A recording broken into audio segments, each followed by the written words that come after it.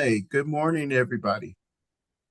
Good morning, everybody. Thank you for joining us today for our middle mile office hours. We appreciate you. And I'm just going to wait about 30 more seconds to see if anybody else jumps in here, and we will get going.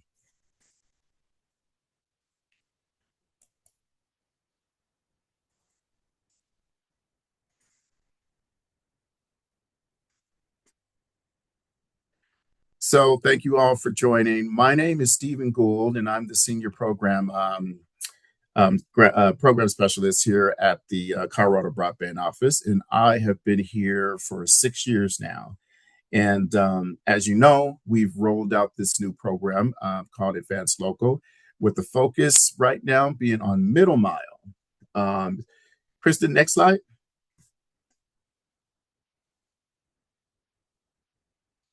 So here's kind of our agenda. If you were here with us on the 14th, it's just kind of going over the same thing we went over last time, a little bit of housekeeping. We'll talk about the timeline, frequently asked questions, the portal, and then we'll open up for questions. But I'm totally happy to, if you want to just jump in there with a question because it's on your mind, you don't want to forget, feel free to do that. Next slide, Kristen. So just real quick, just a reminder that the office hours are ongoing. The next one will be Thursday, June 11th. And then the following Thursday, or 2 weeks from that Thursday, will be June 25th. So, couple of things as you go through this program and think about putting your application together and so forth. Just a reminder that the CBO cannot provide any guidance that might be considered competitive advantage. So we got to be very careful about that. What kind of information we give to you, so that we keep it fair and transparent and all that stuff, right? So if you have any questions regarding the advanced local program, you should send them to our email box, which is advanced_cbo@state.co.us. And the CBO will address them as frequently asked questions, or we'll answer them during the office hours if we can. So just want to share that little bit of housekeeping. And before we jump in, I'm just going to ask right off the bat, does anybody have any questions? All right, next slide.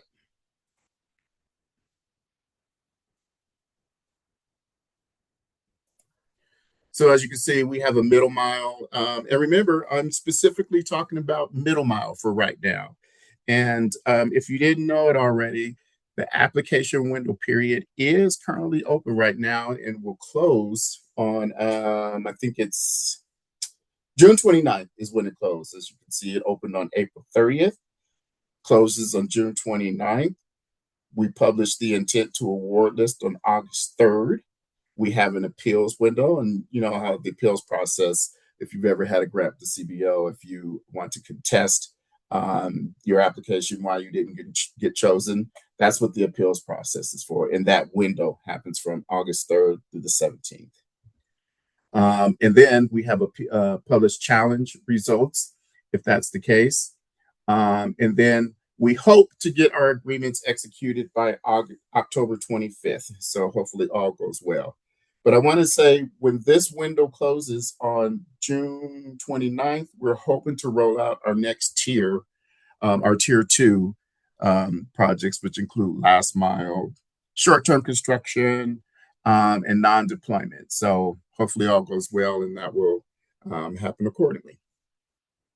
Any questions on the timeline? Look at there. We're rolling along.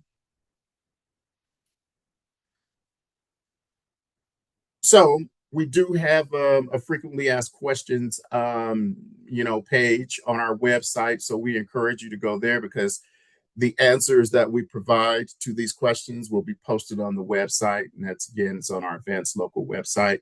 Look in the resources section, you'll see it. And then it says frequently asked questions.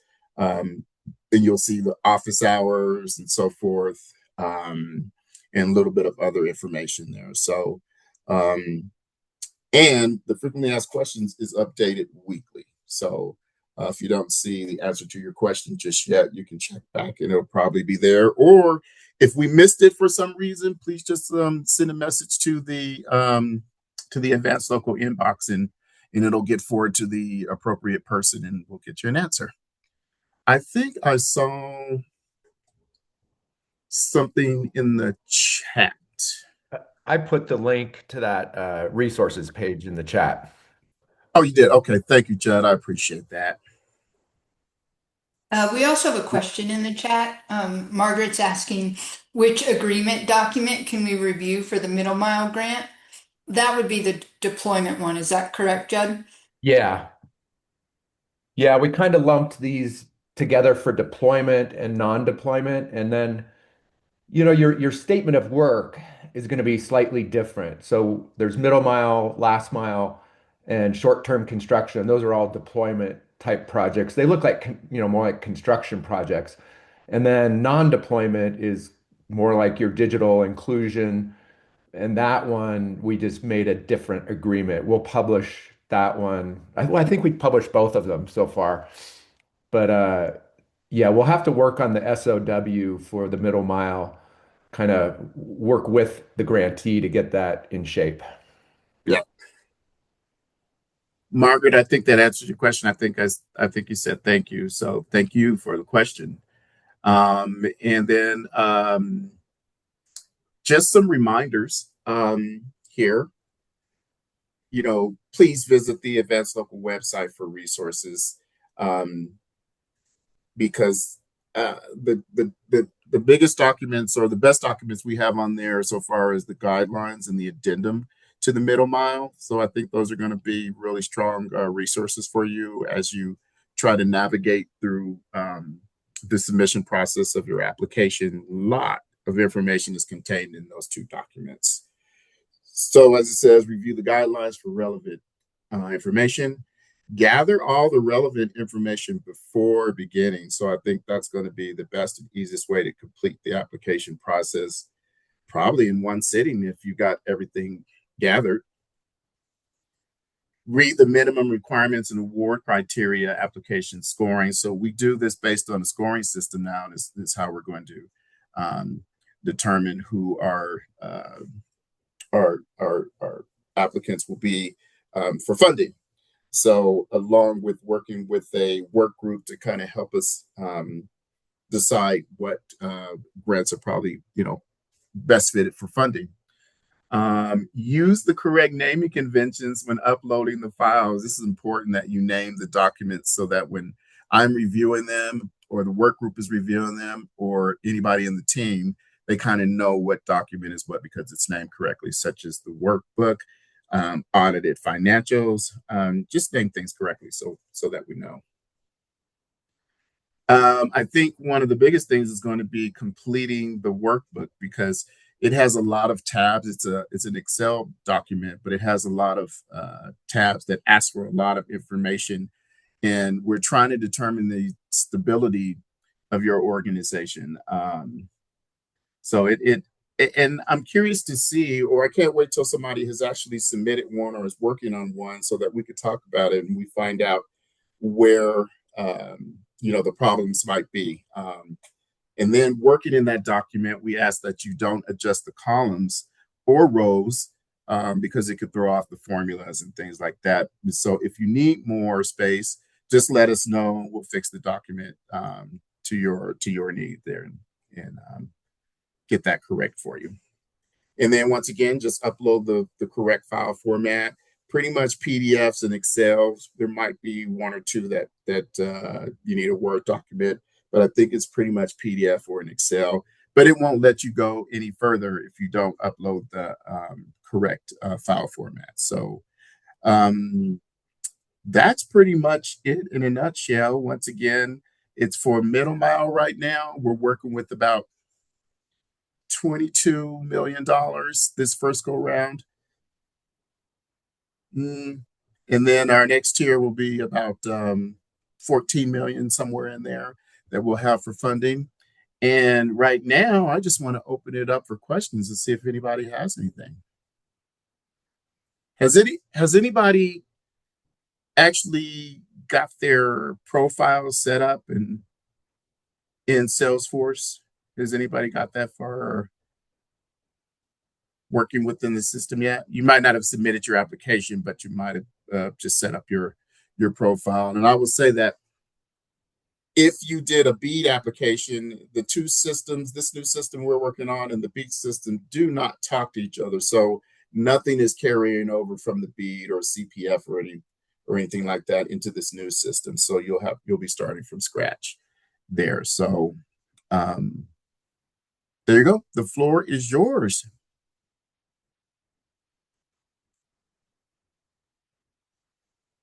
Boy, I'm good.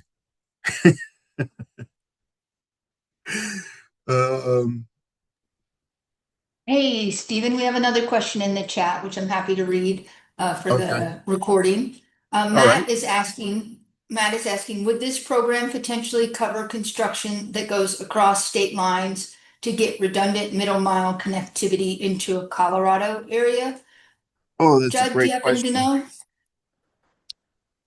Yeah, I I think we could go up to the state line. I think we're going to be restricted though because of the statute. I mean, the statute is to help Coloradans get connectivity. I'll do some more research and maybe we'll add that to the FAQ. But my initial thought is that's the legislature is not going to approve something like that. They would not consider that within the bounds of this grant program. And I was going to say, and I'll second that, Judd.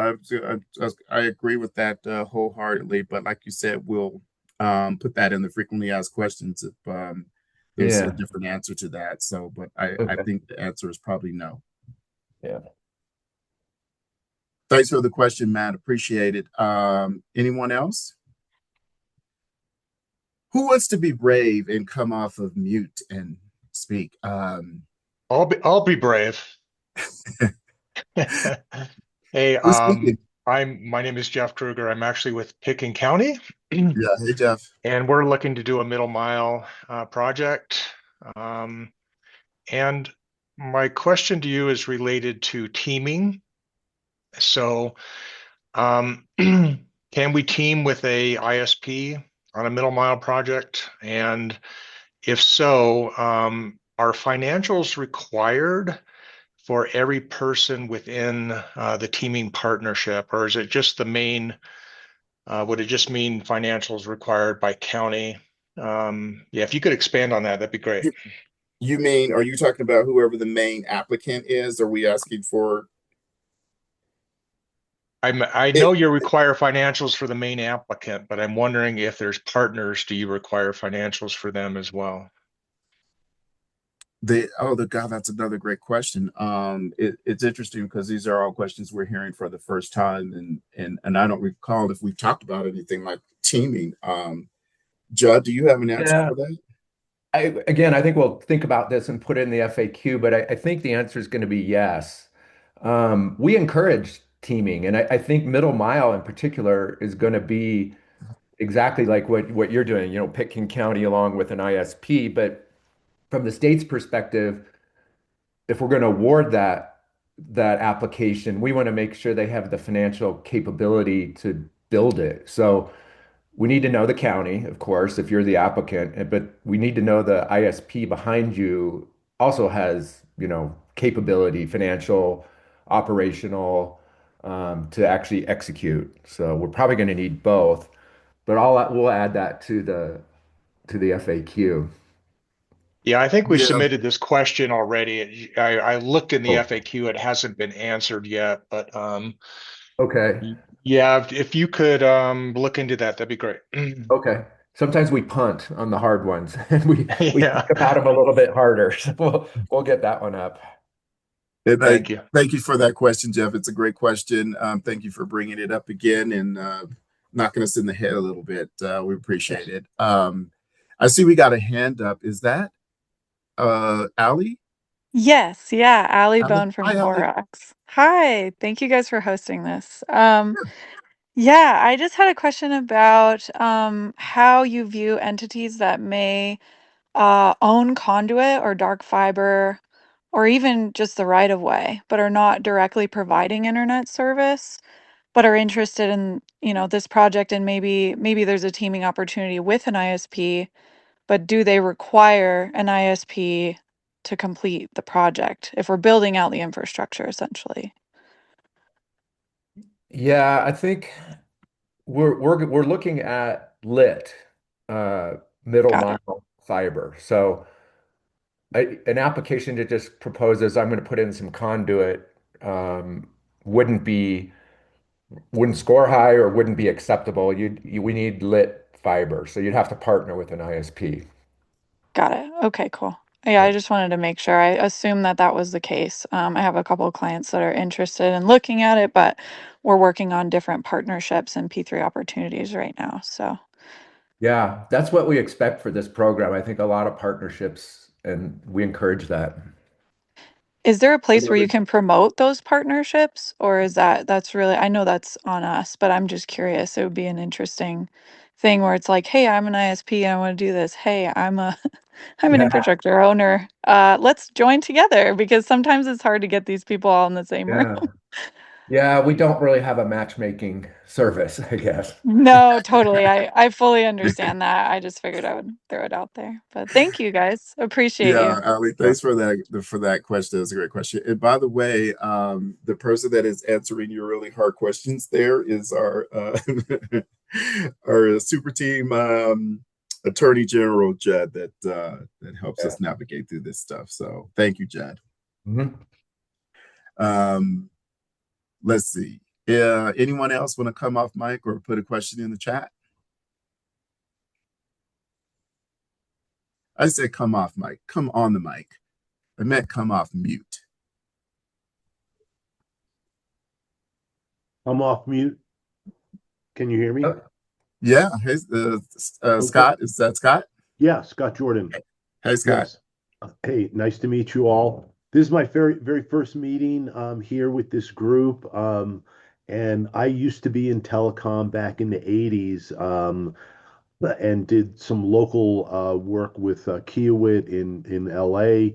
I am now in the lending space, and we have a client of ours that has gotten awarded a very large amount of BEAD grant funding, and we're looking for a bridge loan for them. I'm looking for someone to either participate or take the whole thing. Is that any sort of resources that you guys would have access to and could connect me up with a private lender or someone other than, I don't think it's going to be a bankable deal.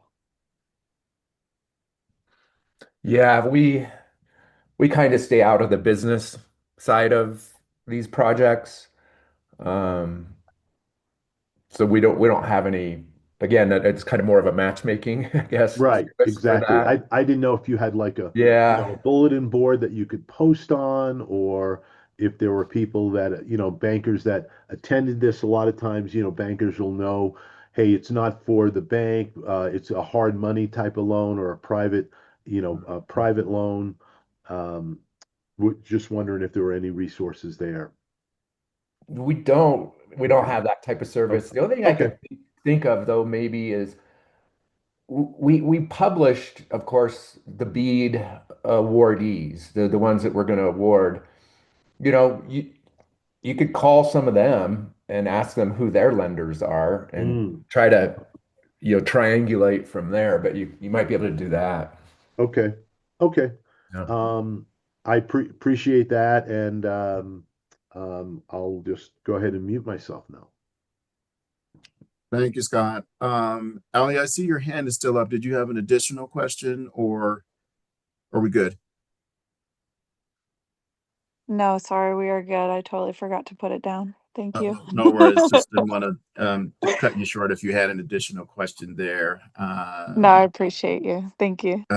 Let's see. What else do we got here? Anybody else in the chat or want to come off mute? Hey, Eric, see your hand up. Hey everyone. Yeah, thanks Hey, for the question and answer today. Mine is more related to that question that Matt Larson put in about construction outside. I'm not planning to do anything like that, but I can conceive in the future any of us that live close to state borders, sometimes the best and possibly only way to get middle mile access into some of these bordering towns in Colorado, and since we're talking middle mile, would be to connect to a network that the closest one is across state lines. So what my question was, maybe even for this round, for his purposes and maybe for others, is could the construction that maybe connects to that's required to connect to that network that's across state lines be used for a matching purposes, if nothing else, even if it's not funded specifically, but be taken into consideration for matching. Because if the fiber doesn't come up to the state line on the other side, going up to the edge of it, well, it doesn't really complete the project, and it still serves communities, especially in middle mile. This isn't a last mile efforts. Potentially, there's IRUs and stuff like that that could be done from point A to point B that would also go across state lines that are required. But could that construction on the other side in particular be used as a match? I'm curious about that. Yeah, that's what I was thinking too, Eric, is we'll write that down in an FAQ. I think we tend to not approve in-kind match, but that one may be a good one. The other thing I was thinking of is you could ask for a match waiver. So you could say, well, I'm going to put all my money on the other side of the state, or some of my money, use that match that I would otherwise would have come up with to build up to the border of the state. That's a possibility. Again, we're not too interested in match waivers or in-kind match, but we could consider that and we'll put it in FAQ.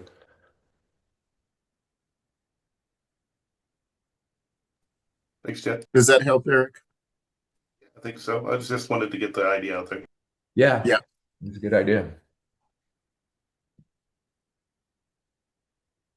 Duh, duh, duh, duh. Match is 25%. Someone put Yeah, that. Yeah. that's the minimum. A Right. minimum match is 25%. And we do score that. If you go higher than that, you get some extra points.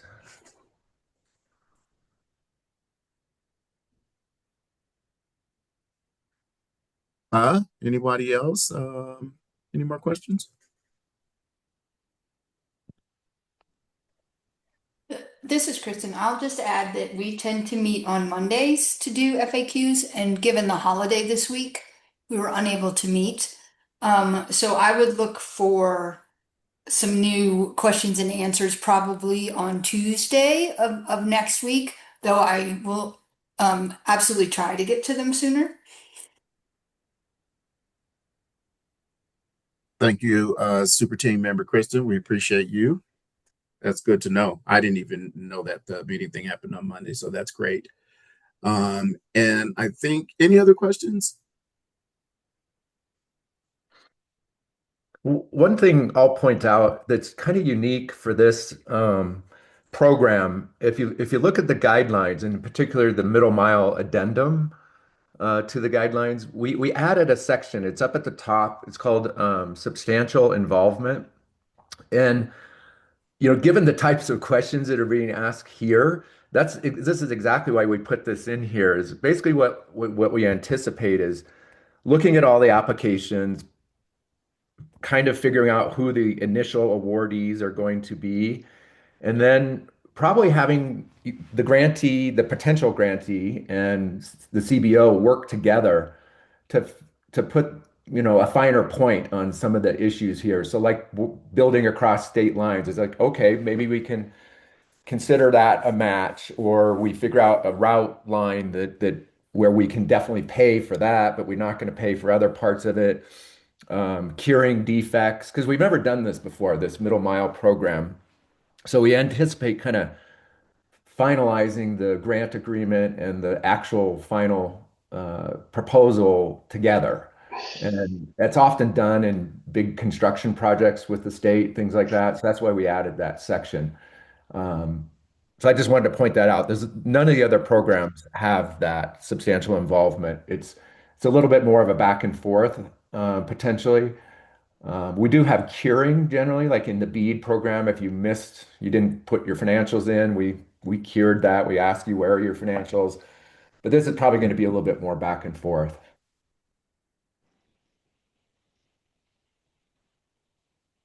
That's a good call out, Judd. Appreciate that. Um, any more questions? We've got plenty of time if anybody wants to come off mute or put something in the chat. Hey, this is Matt. Can you guys hear me? Yes. Okay. Do you guys have like a list of problem areas that you're aware of in the state that really have major issues with middle mile? That's a kind of a Megan question. Megan does our mapping, and it's interesting. We have a separate state middle mile program that we're investigating to, to get to some of those really hard areas where there's just no ROI on it and nobody's going to build there. So we figured that maybe the state could build some of that type of middle mile if we have funding. So we're investigating that from a state perspective, but we do kind of we I just got off a call earlier this morning that kind of identifies some areas. We're going to be putting that out for comment and basically a list of where we think some of that middle mile should go. I think that'll probably be a couple weeks out though. But let me see if we can get with Megan and see what we can produce. A lot of it's down in the southwest corner, as you can imagine, is down in the southwest corner of the state. Well, I just wanted to bring up an example. We've got service in Walden, and there's only one fiber coming in. It gets cut all the time. Wow. There was a multiple hour outage earlier this week, and one of the reasons I asked about crossing state lines is we've got backbone on the Wyoming side. It's a little ways from the state line, but that's why I propose asking the question whether something could cross state lines because of all the ways into Walden.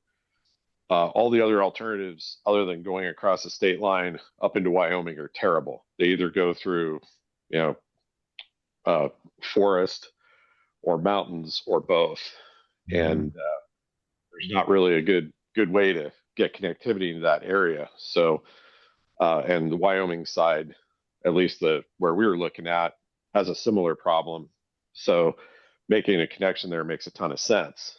But if there's other places around the state where there are middle mile issues, then it would be probably effective to kind of look at that and say, okay, here's where we really have a problem. And sometimes the problem is only one provider.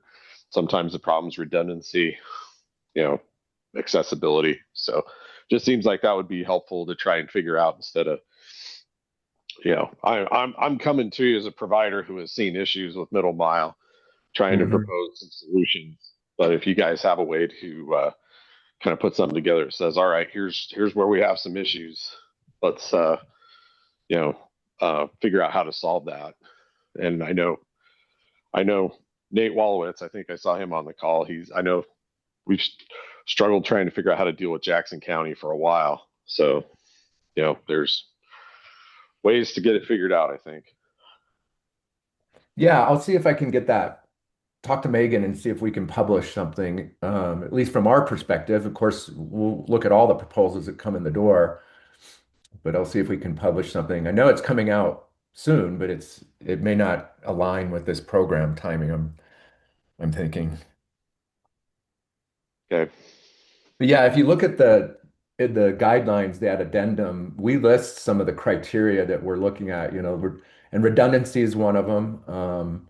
Hard to reach areas, high cost for ROI, no ROI type areas. We list about 8 or 10 criteria, and that's what we're looking at from the state perspective too, for where we might put our money if we had money. Again, great questions, Matt. All the questions are fantastic questions, and will definitely help us shape this program because it's a new area for us, and so we greatly appreciate you all showing up. Are there any additional questions? I saw you put something in the chat there, Nate. Thank you for that. Hey, Craig. Hey, question for Judd on the idea of the substantial involvement in your comments around collaboration. You know, this being state funding, is it under any of the onus that you'd have with some of the federal funding as well as the auction programs where there's anti-collusion or anti-collaboration like tenets of those guidelines? I didn't really see it in the FAQs or in the guideline document, but curious if you had a view on the side of everyone working together and kind of trying to figure this out. Yeah, the the substantial involvement is kind of a standard term that the state uses in cases where we're kind of new to the area and we're trying to figure out what we need, what's being proposed, and there is a little bit of back and forth, and it has to follow antitrust guidelines too. Like Stephen said at the very beginning, we can't advantage one applicant over another. But I think the way I see it is I think what we'll do is we'll get to the initial awardee, we'll make that determination without substantial involvement because we're just going to have to look at the scores and look at how we scored things and make that determination. And then once we have an initial awardee, we'll probably dive a little bit deeper about what the project's going to look like. So I think that steers clear of the antitrust problem or preferences. And that's how we'll have there are some procurement guidelines along that kind of guide us how to navigate that so we don't step on any antitrust or preferences landmines.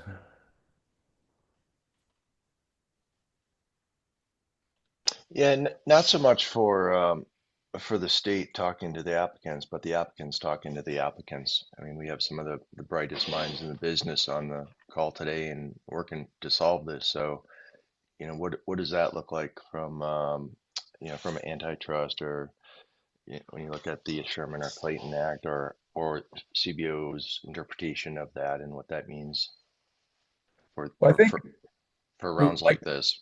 yeah, like I said, I think we anticipate partnerships, and partnerships can certainly apply.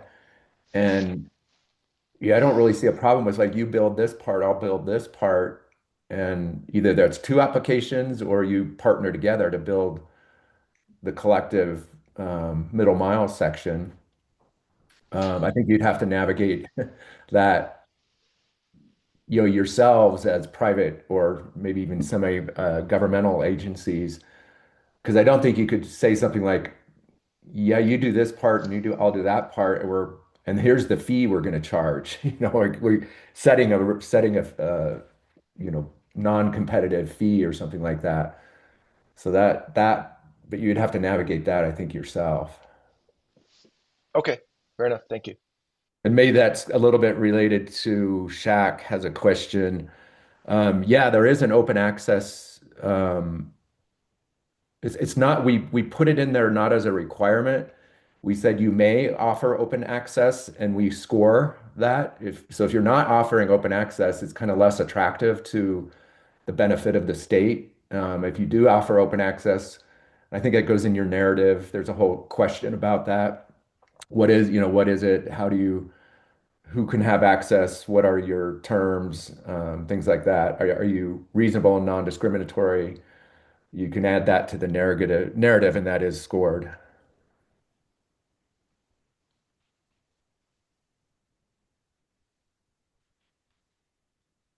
All right. Any additional questions? Anybody else?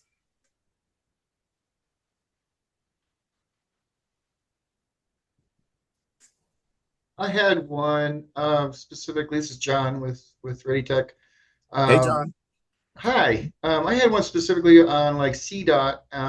paths where, you have the dig once policy in there. So if any applicants that are submitting a grant following CDOT, and is there any kind of additional coordination that has to happen, or funding that needs to be added for either CDOT fees or anyone who wants to jump in on the dig once project? And how's CBO looking at that?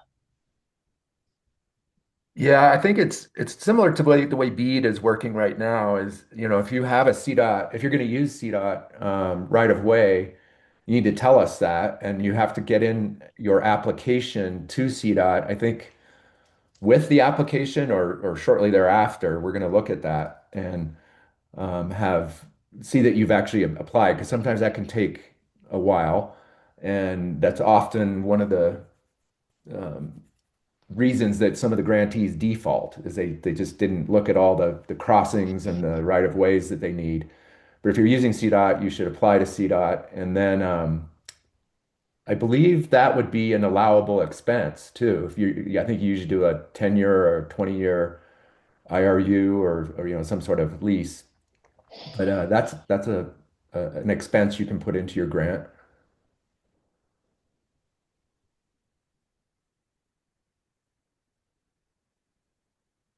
Oh, we're rolling.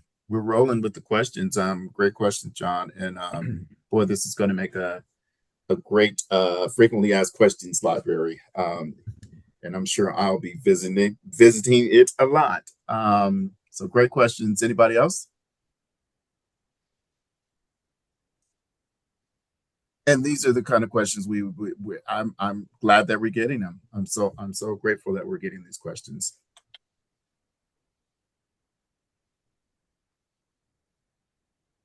All right. Well, we might be getting close to wrapping things up, as I'll ask just one last time here. Any other questions, or anybody want to drop anything in the chat?